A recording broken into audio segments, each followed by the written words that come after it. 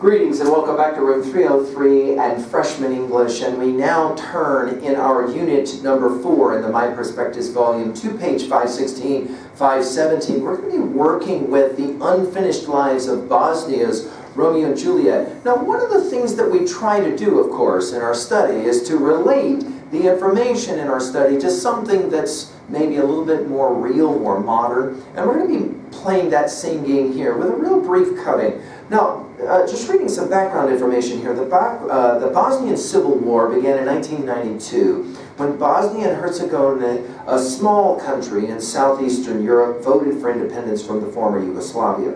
The primary rival groups included the mostly Christian Serbs and the mostly Muslim Bosniaks. The country's capital, Sarajevo, was under siege for nearly 4 years, and horrific things happened. Our author, the journalism of Gordana Sandic, has focused on the plight of refugees. And in her program named I Don't Want Another's, I Want My Own, she interviewed approximately 100 refugees about their histories and their attempts to return to their former lives. Let's listen to one of those, and when we finish, we'll obviously ask the simple question, in what ways is there some similarities to the plight of Romeo and Juliet and the two lovers that we read about here? Let's just listen now and annotate, and then we'll come back to work together.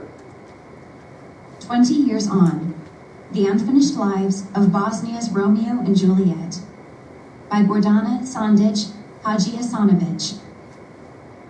Sarajevo. The story of Boško Brkić and Admira Ismić ended with 2 short bursts from a sniper's rifle on a Sarajevo bridge the afternoon of May 19, 1993. Boško, a 24-year-old ethnic Serb, was killed instantly. Admira, his 25-year-old Bosniak girlfriend, was fatally wounded.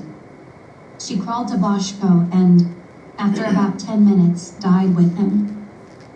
One eyewitness described the scene in an interview years later. The girl was carrying a bag and waving it. They were running and holding hands. It looked like she was dancing, the witness said. Suddenly, I heard the rifle shots. They fell to the ground, embracing each other. The bodies remained in the no-man's land of besieged Sarajevo for nearly 4 days, before Serbian forces surrounding the city sent some Muslim prisoners to gather them. Both sides blamed the other for breaking the shaky ceasefire under which the star-crossed lovers were trying to escape the siege.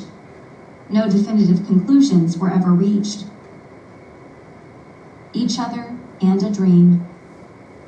The story flashed around the world in a now famous dispatch by Reuters correspondent Kurt Schork. For millions around the world, this modern-day Romeo and Juliet, a love destroyed by the hatred that surrounded it, brought home the tragedy and senselessness of the destruction of Bosnia-Herzegovina's capital. 20 years later, the classic Yugoslav rock band Zabranjeno Pušenje, No Smoking, has issued a new song and video called starkly Boško and Admira, a piece suffused with the sadness and dashed hopes of the original story. The times get worse around them. They had no chance. But difficult times always bring great romance. They weren't from the same tribe, nor did they have the same God. But they had each other and a dream of escaping out from under it all. This is a well-known Sarajevo story about Sarajevo's Romeo and Juliet, about Boško and Admira, young people killed in the war who were trying to find a place for their love and their freedom. Zabranjeno Pušenje frontman Davor Šušić tells RFE/RL's Balkan service. This is a symbolic story, very relevant, even today. After so many years of peace, we are still searching for love and freedom in this country. In this story, I found a lot of things in common with life today and what is happening to us now. The video was directed by Croatian Zare Batinovic, who tells RFE/RL about the challenges of making the film of a story so intimately tied to a city, the pre-war multi-ethnic Sarajevo, that essentially no longer exists. The theme is here. Everyone knows the story, Atinovich says. So many years have been passed, and it was not easy to evoke the Sarajevo of the 1990s. Haunting question.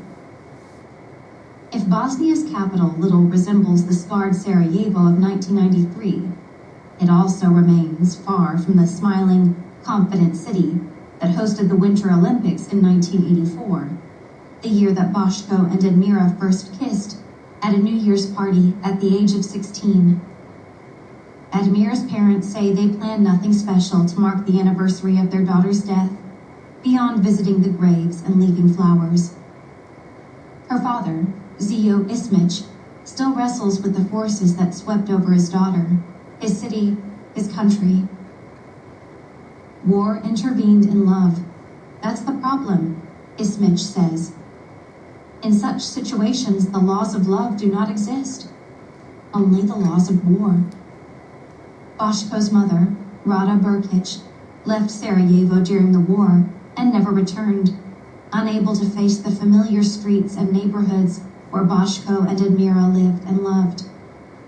She tells RFE/RL that she tries not to dwell too much on the fact that her son's killers were never identified. I don't think too much about the person who killed them, she says.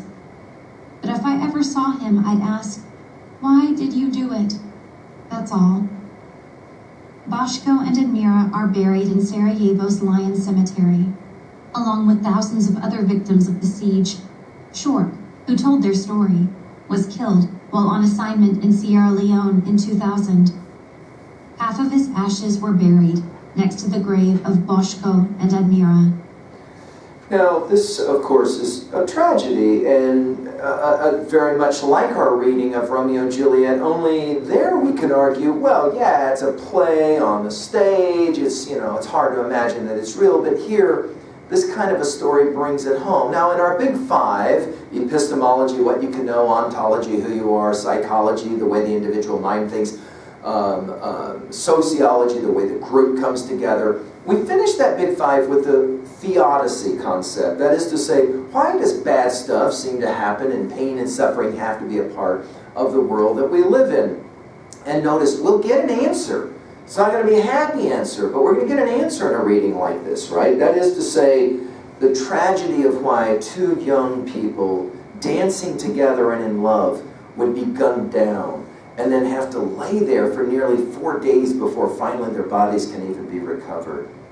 We have, I think, the great exemplar of what poets can do here in the case of a rock musician, to try to encapsulate what it is that is the explanation, the theodicic answer to the question, why does this kind of insanity have to happen in the first place? Notice, the times get worse. I'm just working now in paragraph 8. On page 518. The times get worse around them, they had no chance. But difficult times always bring great romance. We think of R&J, obviously. They weren't from the same tribe, nor did they have the same God, but they had each other and a dream of escaping out from under it all. The symbolicness, the symbolic nature of the story in paragraph 9. Notice, in this story, he says, I found a lot of things in common with life today and what's happening to us now. The haunting question, obviously, is the question of father and mother. Notice the father still wrestles with the forces that swept over his daughter, his city, his country. War, paragraph 14, intervened in love. That's the problem. In such situations, the laws of love do not exist, only the laws of war. The senselessness, and of course we end our study of Romeo and Juliet, obviously with echoing these same sentiments. We have to find ways to resolve conflict that in the end doesn't destroy war, doesn't destroy love. Because if we destroy love, then we have no reason to be fighting the wars and the battles that we engage in at times. Of course, the question in the end by the mother is simply why? And it remains the question for us, and as well our study of Romeo and Juliet, which I hope has challenged you in some ways. Thank you.